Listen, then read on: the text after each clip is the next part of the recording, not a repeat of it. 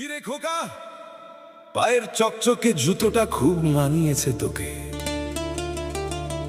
কিন্তু একবারও কি মনে পড়ে এই জুতোর টাকা জোগাতে তোর বাবার পায়ে কতকাল তালি দেওয়া ছেঁড়া চটি ছিল?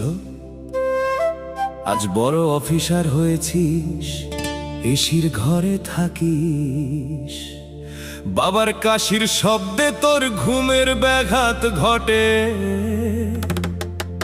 ধিক্কার তোকে, তুই মানুষ নোস, তুই একটা জানোয়ার।